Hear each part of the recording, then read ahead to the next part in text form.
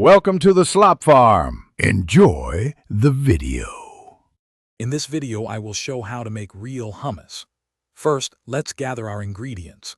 You'll need 1 can of cooked chickpeas, about 15 ounces, along with 1/4 cup of tahini. Freshly squeezed lemon juice, approximately 2 tablespoons, is crucial for brightness. Don't forget a small clove of garlic, a pinch of ground cumin, and salt to taste. High-quality extra virgin olive oil will be drizzled on top for a rich finish. Now let's get to the preparation. Start by draining and rinsing your canned chickpeas very well. This helps remove excess sodium and improves texture. Next, combine the chickpeas, tahini, lemon juice, garlic, cumin, and salt in a food processor. Blend on high for several minutes, scraping down the sides as needed. Continue processing until the hummus is incredibly smooth and light, almost fluffy.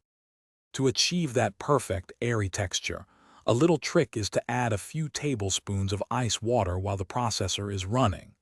This helps emulsify the mixture and makes it wonderfully creamy. After blending, taste your hummus and adjust the seasonings.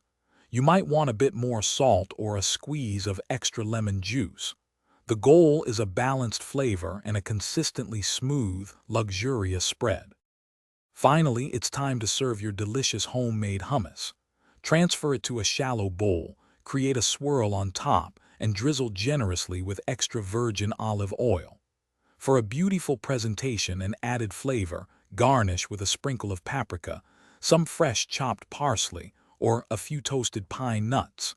Enjoy it with warm pita bread, fresh vegetables, or as a spread in sandwiches. Remember to check the description for a link to *The Simple Path to Wealth* and other great deals.